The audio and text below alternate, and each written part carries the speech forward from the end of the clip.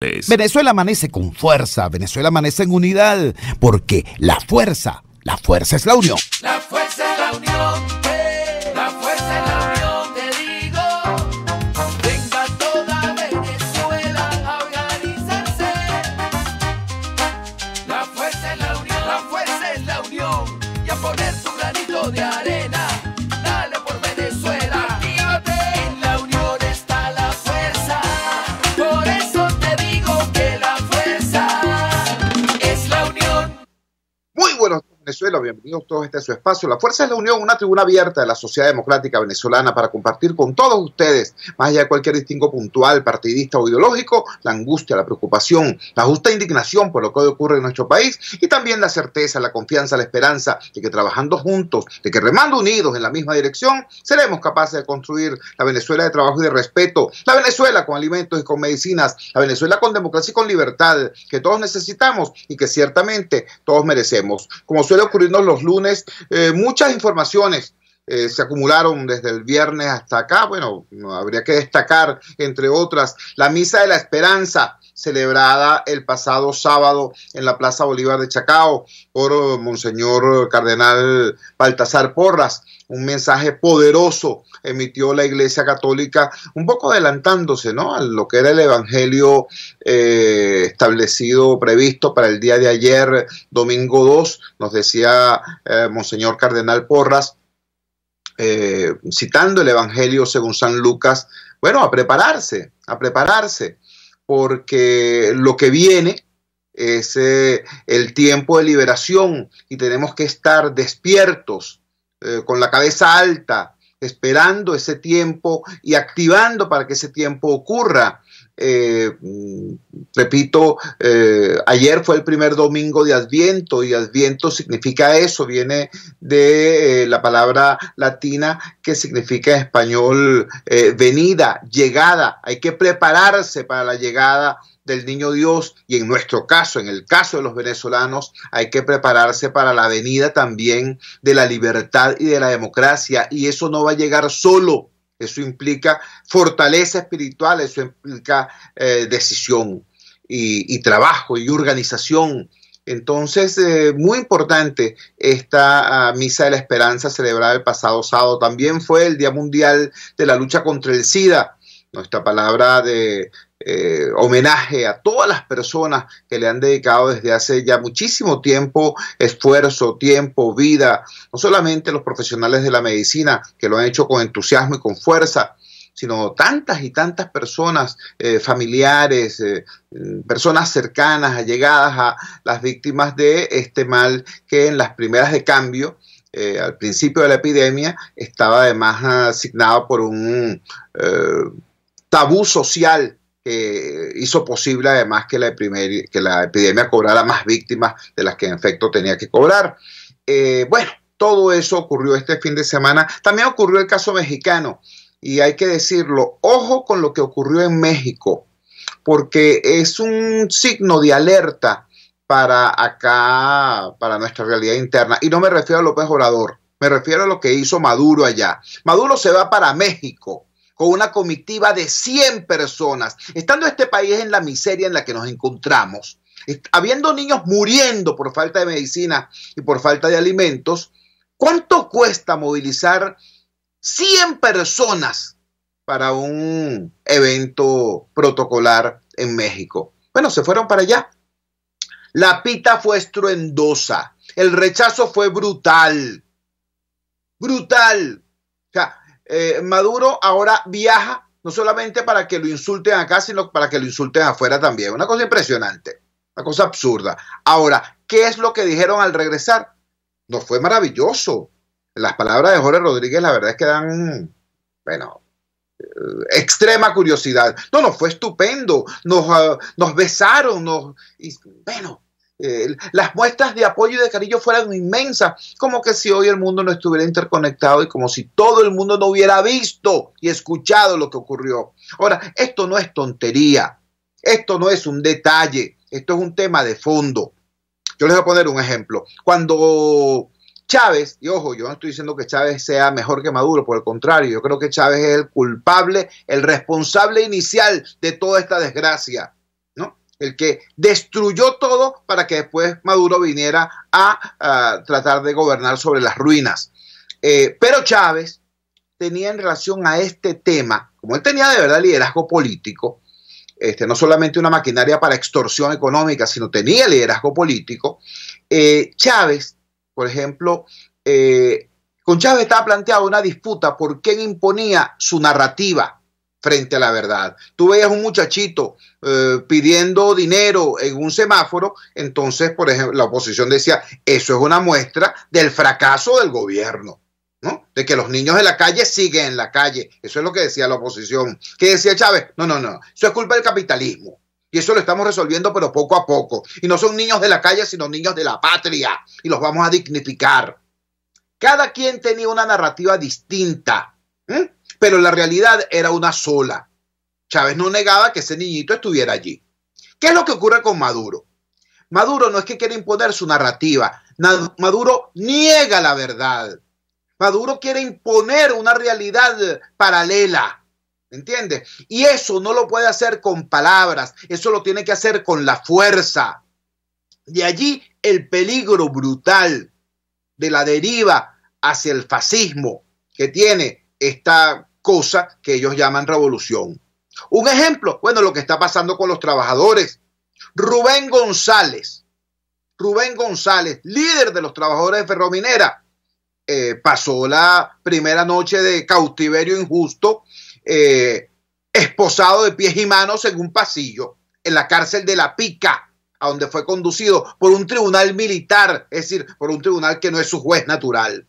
Rubén González, repito, líder del sindicato de Ferrominera. Para hoy está convocada por la Intersectorial de Trabajadores de Venezuela una movilización desde la Fiscalía General de la República hasta la Defensoría del Pueblo. A las 9 de la mañana está convocando la Intersectorial de Trabajadores de Venezuela esta movilización que les estoy refiriendo con motivo precisamente de la solidaridad, de concitar solidaridad en el caso de Rubén González. Tenemos en línea a Juan Vélez. Juan Vélez es presidente del sindicato de la CanTV y es uno de las figuras fundamentales de la Intersectorial de Trabajadores de Venezuela. Juan, gracias por atender nuestra llamada madrugadora. ¿Qué se sabe a estas alturas del caso de Rubén González? ¿Cuál es la situación de Rubén y qué es lo que está planteado para hoy? Te escuchamos. Buenos días, Chugo. Gracias por permitirnos llegar al pueblo de Venezuela a través de este importante programa. Bueno, Rubén González, tal como dijiste, el compañero, el día viernes fue encontrado esposado, que tuvo así una pierna, y le damos el piso ahí, y bueno, en ese momento, exactamente con indicando la hazaña con que actúa el Ejecutivo Nacional a través de su cuerpo represivo. En ese momento fue que dijeron que iban a llamar medicatura forense. Pero bueno, nos queda a nosotros seguir impulsando y exigirle al defensor del pueblo, que es el garante de los derechos humanos de los trabajadores del pueblo de Venezuela, que cumpla con el articulado constitucional. ¿Entiendes? Porque no solamente el caso de Rubén González, también tenemos los casos de los 10 compañeros que fueron enviados al Dorado. Y esos compañeros se les dificulta mucho más a sus abogados dirigirse hacia esa zona por lo distante, pues.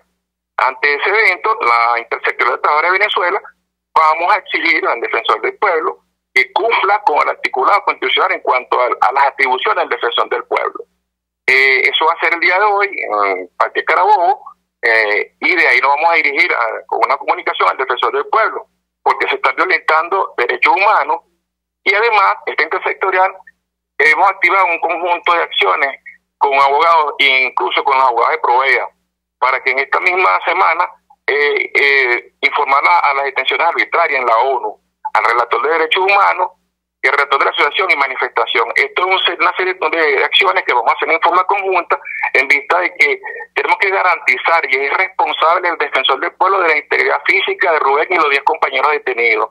¿Entiendes? Entonces, ante esos eventos, esta intersectorial está llamando a cumplir. Tenemos una agenda que hemos venido cumpliendo, una hoja de ruta que hemos venido cumpliendo, pero que no descarte estas eventualidades. Bueno, y vamos a activar en función de eso, porque hablar de Rubén González, hablar del trabajador que defiende la clase trabajadora, ese trabajador que está defendiendo y exigiendo que se cumpla con las convenciones colectivas y todos sus derechos, y que el Ejecutivo Nacional hace gala de ser un presidente obrerista y ahora tenemos a 11 nuevos presos políticos obreros. Eso hay que recalcarlo muy bien, porque ahora no va a decir que son presos políticos, ahora tiene 11 presos políticos obreros que empiezan a engrosar la lista. Y adicionalmente tenemos al compañero Rodney Albert, que ya lleva 7 años y 5 meses con un juicio que no cometió y que por fin se logró llevar los primeros 3 testigos, que estaba incluido el compañero Rubén González. Y bueno, y lo curioso de este tema es que alegan ellos en la boleta de detención que el caso de Rubén González es de agosto. Resulta que Rubén González ha estado en varias manifestaciones públicas y notorias en Caracas, en varias partes del país, y no había ocurrido nada. Y entre las imputaciones, que es muy grave, es ataque a centinela, una tipificación de tipo militar. Por lo tanto, el defensor del pueblo vamos a solicitarle la regulación de la competencia, porque él es un civil y los civiles lo deben enjuiciar en tribunales civiles. Entonces es bien atípico que quieran llevarlo al tribunal militar para buscar una argucia para mantener al compañero detenido. Entonces vamos a presionar los trabajadores, llamamos al pueblo de Venezuela, a toda la sociedad, a que entienda que esto no es un problema exclusivo de los trabajadores, un problema de sociedad, donde el Ejecutivo Nacional, a través de un presidente que se hace llamar obrerista, manda a detener a los líderes sindicales de este país. Juan, queremos agradecerte que nos hayas regalado estos minutos en esta madrugada del lunes 3 de diciembre. Era Juan Vélez, presidente del Sindicato de Trabajadores de la CanTV y dirigente de la Intersectorial de Trabajadores de Venezuela, dándonos los detalles de la situación que confronta en este momento Rubén González y detallando además la situación de los otros 10 trabajadores de Ferrominera del Orinoco que fueron secuestrados por el DG5, como denunció en este programa el diputado José Prat. Luego aparecieron esposados como criminales, así los llevaron a la presentación del tribunal, esposados, y uno de ellos con un brazo enyesado, con una fractura o esguince en un brazo, cosa que no tenía en el momento de ser detenido. Y allí en ese tribunal los mandaron a las colonias móviles del Dorado, sí, en una cárcel enclavada en plena selva, en medio de ríos, llena de malaria, llena de todas las desgracias que hay. Bueno, para allá este gobierno supuestamente obrerista mandó a los obreros de Ferrominera del Orinoco. Luego secuestran en una alcabala a Rubén González, lo trasladan a un tribunal militar, es decir, a un tribunal distinto a su juez natural en Maturín, y ese tribunal lo manda por 45 días a la cárcel de La Pica. Y la primera noche la pasa en un pasillo esposado de pies y manos por el delito de ser obrero. Yo quiero, antes de terminar este segmento, darle alguna información a alguna gente que, bueno, yo no voy a calificar, ¿no? Porque no se trata de eso tampoco este programa, pero alguna gente que en forma ligera dicen, pero bueno, y esos no eran los sindicalistas que decían así es que se gobierna, y que aplaudían cuando esas empresas fueron estatizadas, bla, bla, bla, bla. Yo le voy a decir lo siguiente. Mire, en efecto, hay un desplazamiento importantísimo de lo que alguna vez fue la base militante del chavismo hacia posiciones disidentes, hacia posiciones cada vez más claras en su enfrentamiento a Maduro. ¿Ay, qué vamos a hacer? Lo tenemos que recibir, lo tenemos que abrazar, porque esta causa es una causa no del partido A, ni del partido B, ni del partido C. Esta es la causa de los venezolanos contra el fascismo, de los venezolanos contra la dictadura, de los venezolanos contra la iniquidad y contra la corrupción. ¿Me entiende? Pero en el caso preciso de Rubén González, permítanme darles la siguiente información. Sí, Rubén González fue alguna vez, no militante, fue dirigente del PSUV. Fue concejal electo en las planchas del PSUV. Fue secretario general por primera vez del sindicato de Ferrominera, apoyado por el PSUV. Pero Rubén González, además, es cristiano evangélico. Y cuando empezó a recibir órdenes del gobierno para traicionar a sus hermanos de clase, él, por su convicción religiosa, no pudo seguir las órdenes del gobierno y se declaró en rebeldía y se opuso al saqueo de los salarios de los trabajadores y a la negación de sus reivindicaciones. Y Rubén González, siendo militante del PSUV, siendo dirigente del PSUV, fue hecho preso, Rubén González pasó 17 meses secuestrado en los calabozos de patrulleros del Caroní. 17 meses. Y de allí fue sacado por la activa solidaridad y movilización de sus compañeros trabajadores, para que se sepa, pues. Y de allí, de esa prisión injusta, sale Rubén González y nuevamente lo erigen secretario general del sindicato con una amplísima mayoría. Así es su prestigio como dirigente sindical. Ese es el Rubén González que hoy está en la pica, preso por este gobierno inmoral. ¿Entiendes? Entonces, bueno, para que todo el mundo sepa de qué se trata la protesta que hoy va a haber a las 9 de la mañana, convocada por la Intersectorial de Trabajadores de Venezuela en los alrededores de la Fiscalía General de la República, y de allí van a salir en caminata hasta la Defensoría del Pueblo. Vamos a la siguiente pausa comercial y ya regresamos con muchísimo más de La Fuerza. La fuerza es la unión. Usted escucha Unidad, la fuerza es la unión, con Chuo Torrealba por RCR 750 AM. Puedes seguirnos en nuestras redes sociales. En Twitter, @RCR750, la radio que se ve. En RCR somos vanguardia. Toda la programación de tu RCR también la puedes seguir a través de la internet. Audio y video en tiempo real, noticias y mucho más. No te pierdas ni un segundo de nuestra programación. No hay excusa ni cadena que valga para que dejes de escucharnos. Ingresa a rcr.tv, la radio que se ve.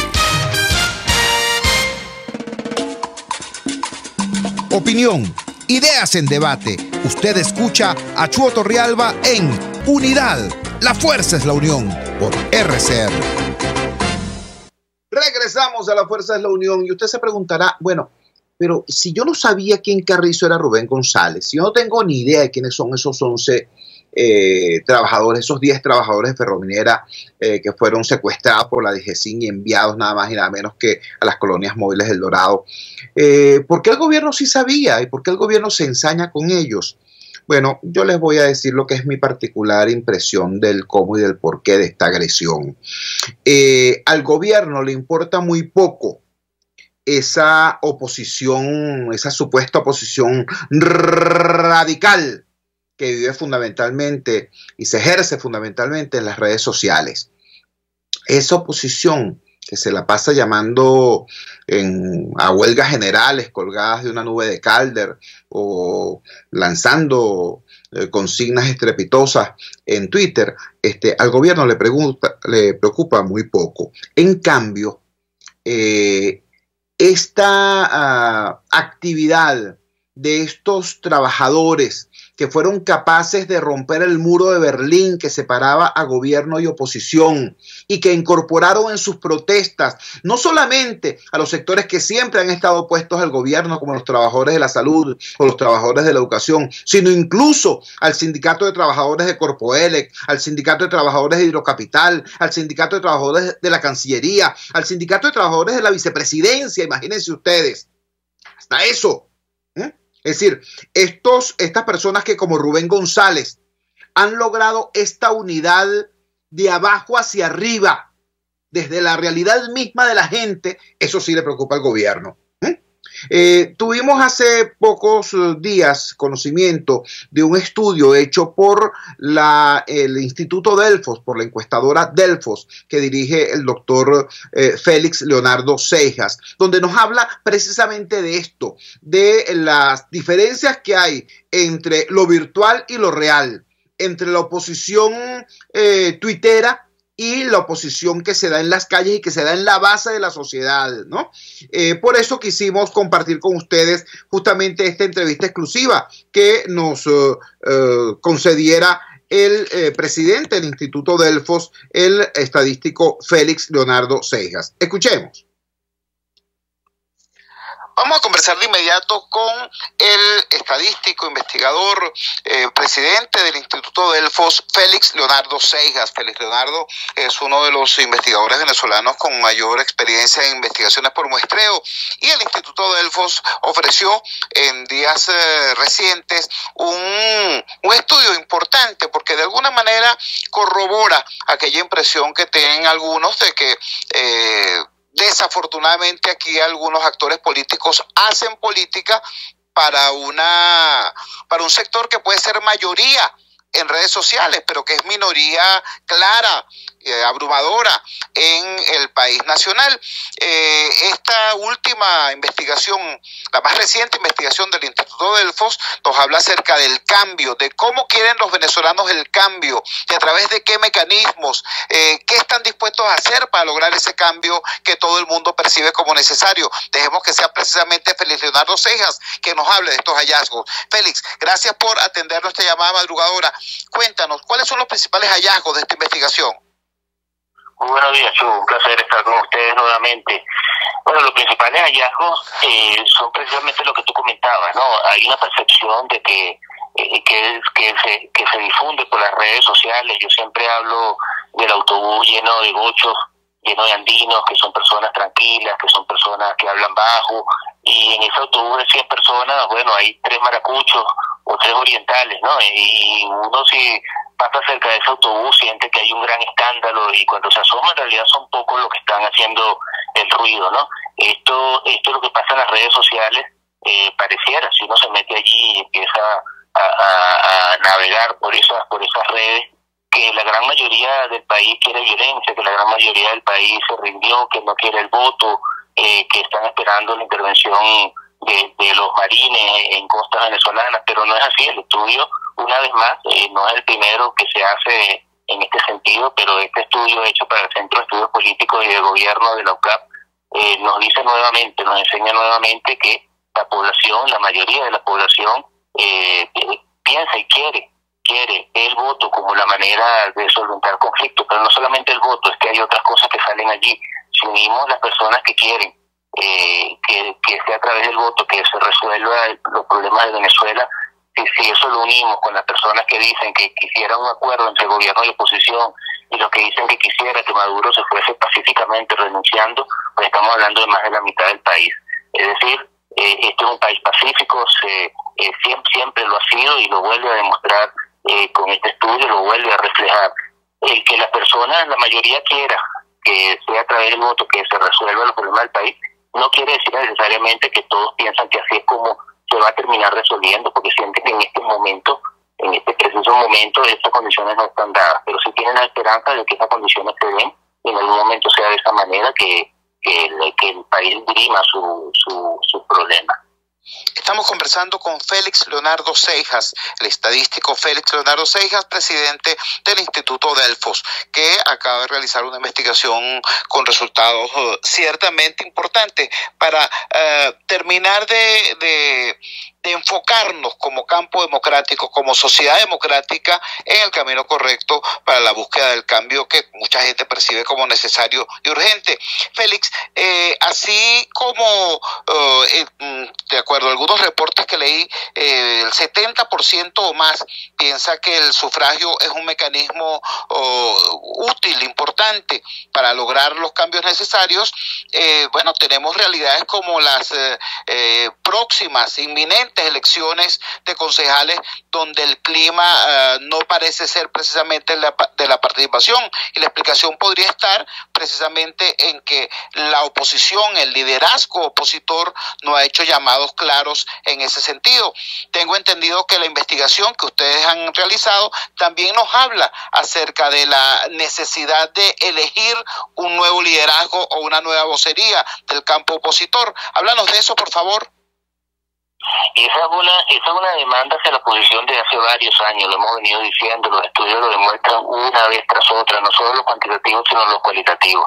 Las personas necesitan un referente y ese referente no lo encuentran, lo han venido perdiendo, en algunos momentos fue Capriles, en otros momentos incluso llegaron a pensar en Lorenzo Mendoza cuando salió la posibilidad de que él se lanzara al ruedo político, pero esa es una demanda de la población hacia la oposición, es la principal crítica desde hace bastante tiempo. Las personas no es que necesitan un líder simplemente por tener un líder, es que un líder simboliza, y ya esto nos lo dicen los estudios cualitativos, un líder simboliza esa idea de unidad, de orden. Entonces no es simplemente por tener un líder, es que ese líder es la expresión de la unidad, ese líder sería la expresión de orden, ese líder sería la expresión de haberse puesto de acuerdo.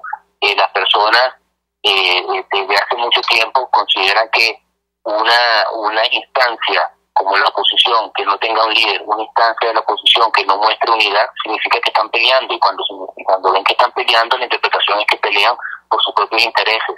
Y al pelear por sus propios intereses, pues se olvidan de los intereses de la gente, y esto es lo que ha venido alejando, o ha venido haciendo que la unidad como instancia política haya venido perdiendo ese poder de convocatoria y la confianza de la población.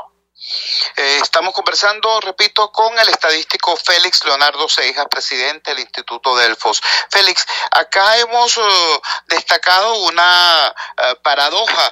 Venezuela es quizás uno de los pocos países del mundo, a lo mejor el único país del mundo, donde la cantidad de población con acceso a las redes ha venido disminuyendo en vez de aumentar, bien sea por el problema que tienen las operadoras para actualizar las celdas, modernizar sus servicios y ofrecer mayor cobertura y calidad, bien sea por el alto precio de los megas y la entonces difícil decisión de utilizar esos megas para hacer ciberactivismo por parte de la mayoría de la población, o bien sea porque la inseguridad ha transformado el uso de teléfonos inteligentes en algo muy difícil, pues a quien le roban un teléfono inteligente muy difícilmente puede reponerlo y en consecuencia no puede seguir conectado. Más del 90% de las conexiones en nuestro país son a través de teléfonos inteligentes.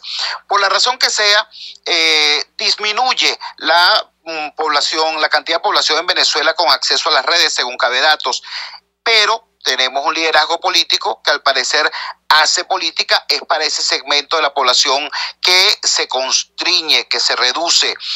Me llama poderosamente la atención que en el estudio de Delfos, cuando se pregunta si se ve con buenos ojos la intervención militar extranjera para solventar el drama venezolano, el 3% o menos es el que se pronuncia a favor de una opción como esa. Si tú te vas a las redes, quien diga que no está de acuerdo con eso es crucificado.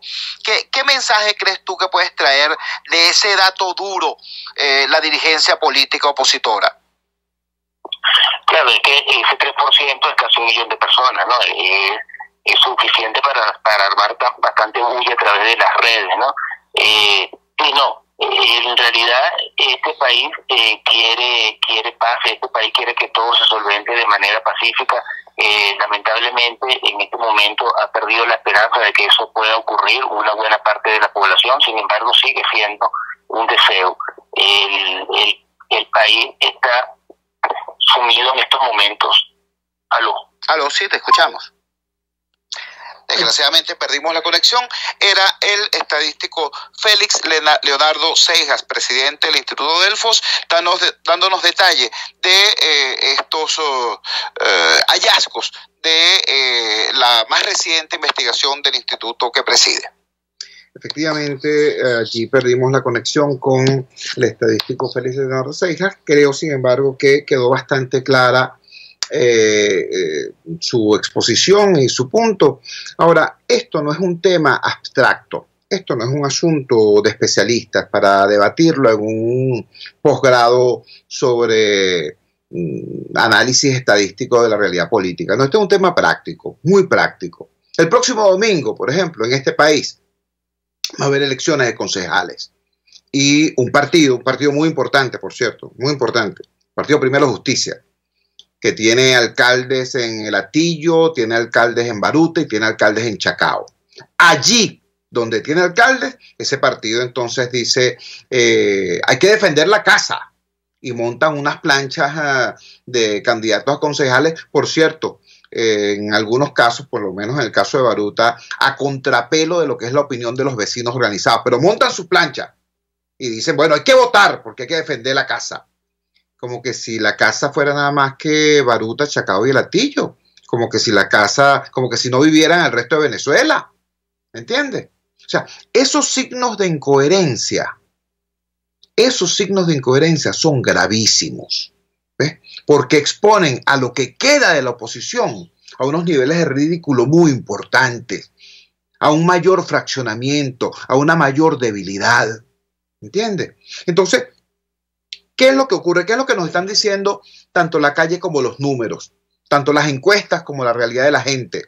Bueno, nos están diciendo que todo aquel cuento, pues, de que esto se iba a resolver a través del quiebre, a través de la implosión, a través de la invasión extraterrestre, ¿no? La intervención militar humanitaria. No, chicos, todo eso es mentira.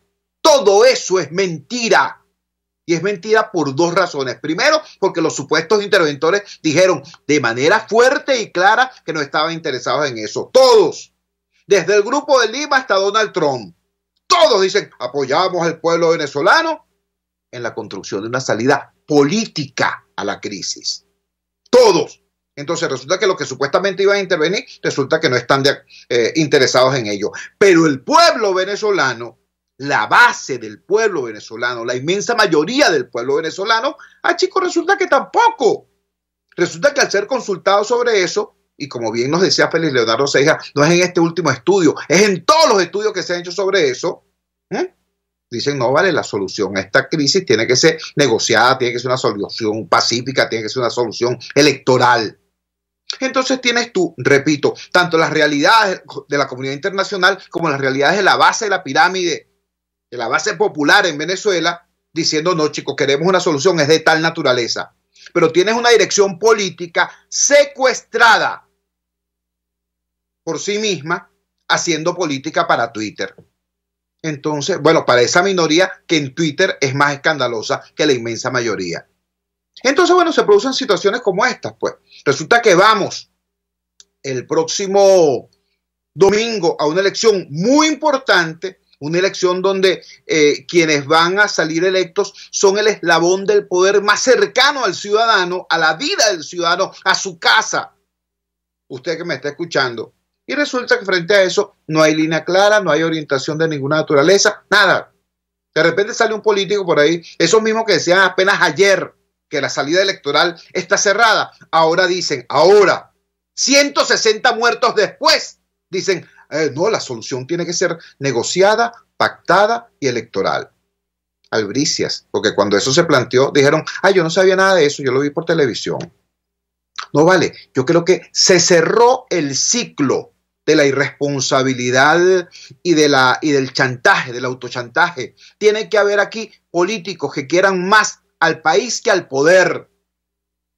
Tiene que haber aquí gente que esté más comprometida en ser estadista que en ser activista. Tiene que haber gente que le hable claro al país. Ya no estoy hablando de las elecciones del domingo, eso es lo de menos, ya eso está cantado. Ya la irresponsabilidad va a generar el desastre que en efecto se va a producir. Yo estoy hablando del país, estoy hablando del futuro, estoy hablando de nuestros hijos, estoy hablando de los nietos, para quienes tengan nietos. Estoy hablando de eso, de ser más responsables. ¿Por qué? Bueno, porque el país está claro. Y la comunidad internacional también. Lo que no tenemos es una dirección política que diga, mira, vale, el objetivo es este. Y la estrategia para alcanzarlo es esta. Y la hoja de ruta en la que se concreta esa estrategia es esta. No, se la pasan más bien compitiendo entre ellos, mientras que los trabajadores están presos en El Dorado por defender sus reivindicaciones y la gente anda buscando desesperadamente cómo sobrevivir. Vamos a la siguiente pausa comercial y ya regresamos con muchísimo más de La Fuerza. La fuerza es la unión. Les estamos presentando Unidad, la fuerza es la unión, solo por RCR 750 AM. Puedes seguir nuestra programación a través de rcr.tv, la radio que se ve. Si buscas cauchos especiales y específicos para tu rústico, te recomiendo Cauchera Fran Luis, donde los consigues como tú quieres, al mejor precio y con las mejores promociones. Bajando por la avenida Baral, al final, al lado del banco, teléfono 0212-481-1752. Correo caucherafranluis72@gmail.com. Cauchera Fran Luis, tu mejor opción. Las lesiones articulares o musculares son más frecuentes de lo que piensas. La Unidad de Cirugía Articular y Medicina Deportiva, Haroldo Macareño y Guillermo Rangel, cuenta con el mejor equipo de traumatólogos reconocidos por la Sociedad Norteamericana de Artroscopia. Ubícalos en la Policlínica Metropolitana o al 0414-305-8176. Superar tu lesión es nuestro compromiso. RCR 750 AM, porque lo bueno une.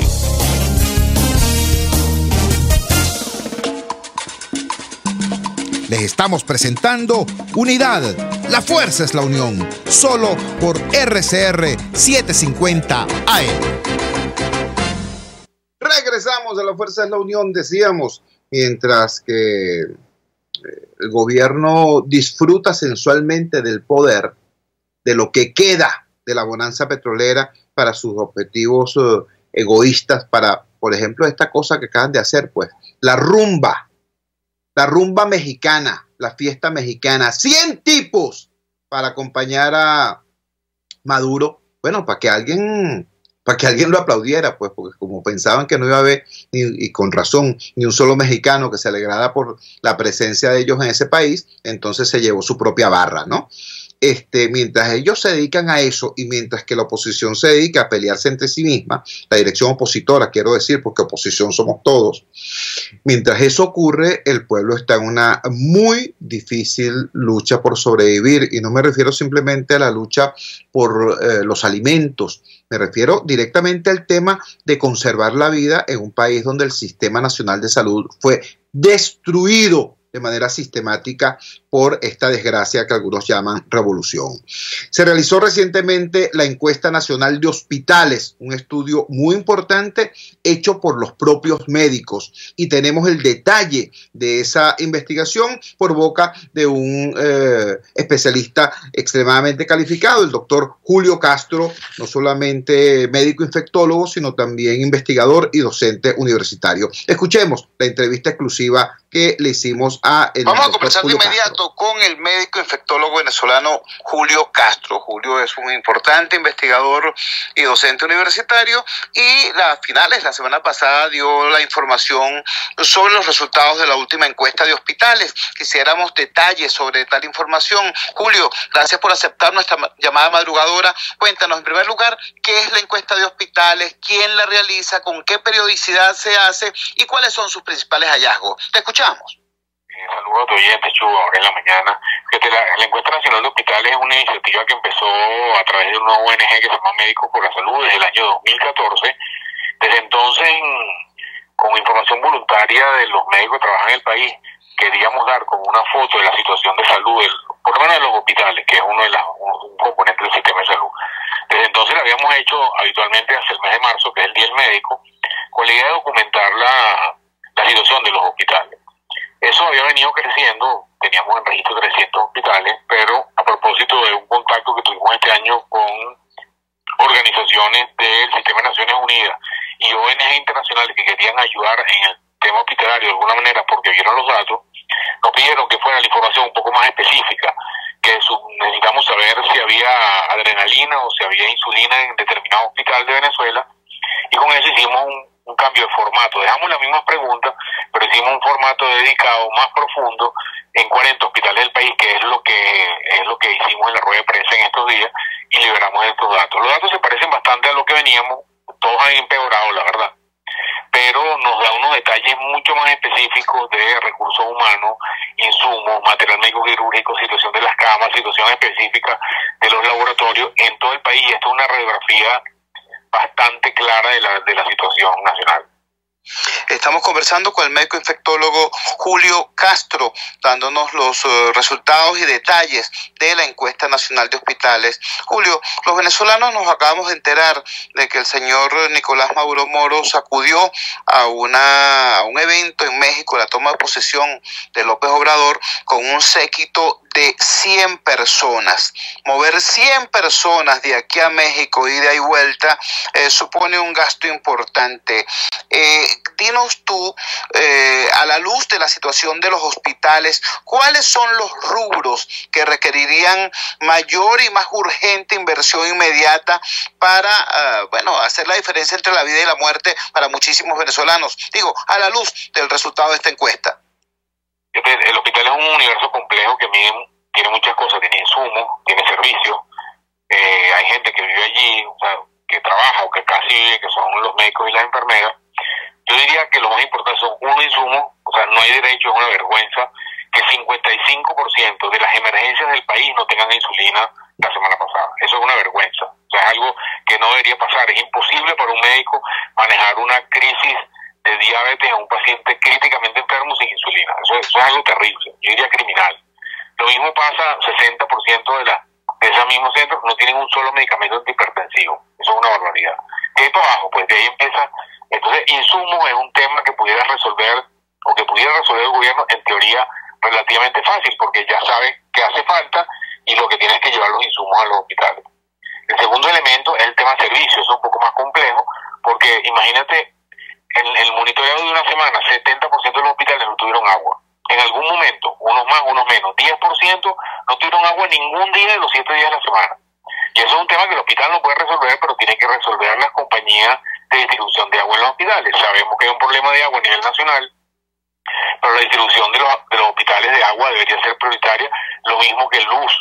En total, 107 horas se fue la luz en los 40 hospitales, en unos más, en otros menos, en unos se fue 21 horas, en otros se fue 4, etcétera, etcétera, pero no hay derecho a que un hospital no tenga una forma de suplantar las fallas de energía eléctrica que se producen, porque eso puede terminar costando vidas a algunos venezolanos que falla la luz y está conectado a un respirador, o está conectado a una lámpara de un pabellón, o está conectado a una máquina de anestesia que necesita luz para funcionar. Entonces, yo creo que en primer término los insumos, en segundo término los servicios, pero hay algunas otras cosas. Por ejemplo, encuentras que en el 60% de los hospitales reportaron que hubo robo. O sea, ya el hospital es un sitio inseguro, y 30% de ellos, o sea, del total, hubo violencia contra el personal del hospital, en algunos casos por familiares, por el mismo tema de los insumos, porque un papá que llega a una emergencia y le dicen que no hay medicamentos, obviamente tiene la forma de reaccionar habitual es con violencia contra el personal de salud,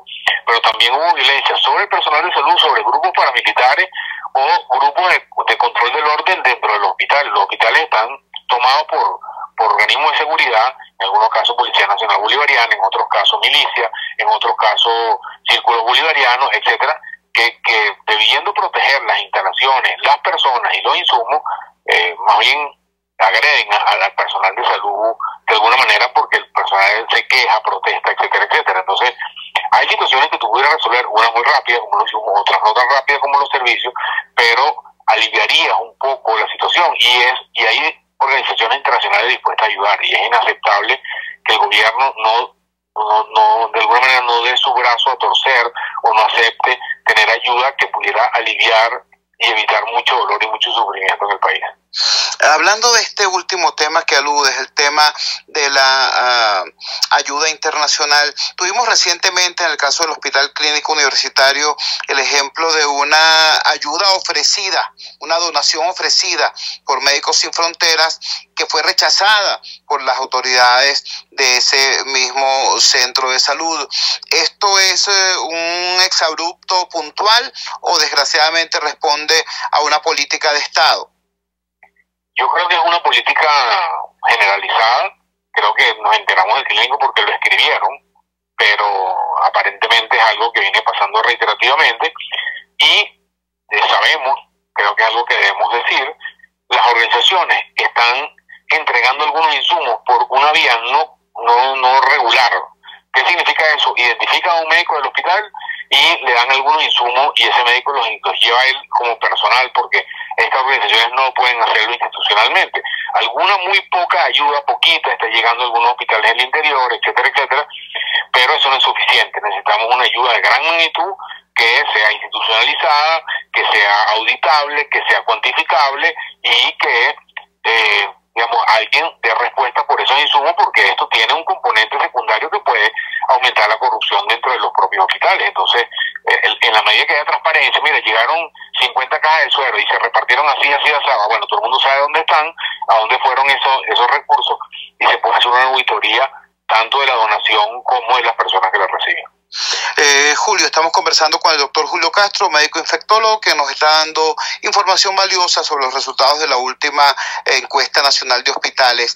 Finalmente, ¿quisieras agregar algo? ¿Quisieras hacer una alerta final? ¿Cuál tema crees tú que debería movilizar no solamente a los tomadores de decisiones, sino también al paciente, al doliente, a la comunidad? Yo varios mensajes. Creo que para el gobierno, creo que deberíamos esperar una señal de apertura, cualquiera que ella sea, para mejorar el dolor de los venezolanos, que está pasando muchísimo trabajo a nivel de todo el territorio nacional y de los equipos de salud que atienden a esas personas. Yo quisiera ver algo de que alguna ayuda llegue por alguna parte, se acepta, aunque no sea formal, etcétera, etcétera, porque la gente está pasando mucho trabajo. Creo que para los usuarios, entender que la persona que está trabajando en el hospital es un aliado para él, no es un enemigo. Ese médico que está ahí ganando menos de $1 al día, esa enfermera que está ganando menos de 30 centavos al día por su trabajo en el hospital, están haciendo lo mejor que pueden con lo que tienen, y ellos son sus amigos, no la persona en la que deben depositar su angustia, su violencia o su descontento con el gobierno. Tienen que demostrar el descontento con el gobierno en la calle, de otra manera, con los representantes, con los culpables de esta situación. Y en definitiva, que nosotros, como organizaciones no gubernamentales, vamos a seguir siendo la voz de la gente que no tiene voz, vamos a seguir teniendo la mano en el pulso de la situación hospitalaria para que lo sepa todo el mundo, no solamente con la intención de documentar esta barbarie que no ha debido pasar nunca, sino orientar la poca ayuda que llegue para que sea más eficiente, más efectiva, y que la mayor cantidad de venezolanos puedan de alguna manera aprovecharse, en el buen sentido de la palabra, de estas cosas que eventualmente estuvieran llegando. Muchísimas gracias al doctor Julio Castro, médico infectólogo venezolano y activista, ciudadano activo en función del derecho del pueblo venezolano a la salud. Muchas gracias, Julio. Gracias a ti, Chu. Un abrazo a tus oyentes. Con esta información valiosísima suministrada por el doctor Julio Castro, vamos a la siguiente pausa comercial y ya regresamos con muchísimo más de La Fuerza. La Fuerza es la unión. Les estamos presentando Unidad, la fuerza es la unión, solo por RCR 750 AM. Puedes seguir nuestra programación a través de rcr.tv, la radio que se ve. ¿Quieres conocer de dónde provienen las repeticiones de experiencias en tu vida? Aprender a reconocer las emociones ocultas que te llevan a enfermarte. Francis Blanco, terapeuta especialista en bioneuroemoción, constelaciones familiares y análisis del transgeneracional, te tiene las respuestas a todas estas interrogantes. Contáctala en Instagram por @elhilodefrancis o en su correo electrónico elhilodefrancis@gmail o al 0424-111-1942. K-Export te ofrece el servicio de reempaque totalmente gratis y consiste en consolidar tu carga en el menor volumen posible para que llegue en perfecto estado y economizar el costo de tu envío. Infórmate por su correo info@kexport.net o llama en Panamá al 507-6020, 507-1927. En USA 1305-514-2500. K-Export cubre todo el territorio nacional. K-Export, déjalo todo en nuestras manos.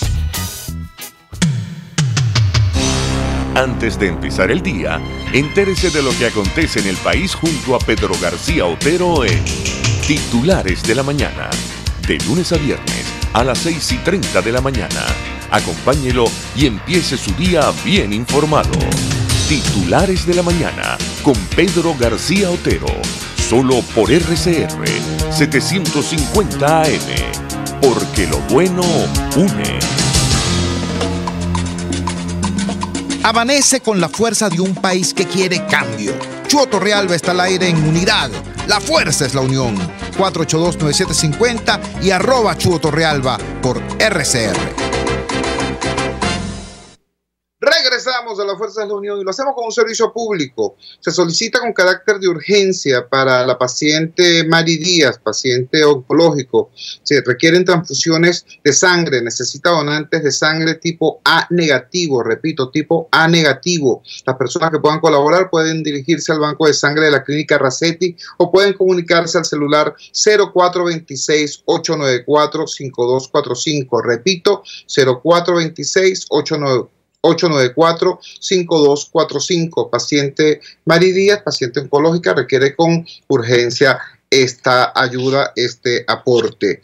Queremos cerrar este programa de hoy haciendo referencia a la primera plana del diario 2001 en la mañana de hoy. Por supuesto, estos titulares serán desglosados con muchísimo más detalle y con la propiedad que les característica a nuestro compañero Pedro García Otero. Sin embargo, es tan importante en relación al tema de cómo esta realidad es tan brutal que ya llega sin filtro incluso a los titulares de primera plana. Repito, el titular de apertura del diario 2001 en la mañana de hoy es el siguiente: Dominicana quiere castigar a un bolichico.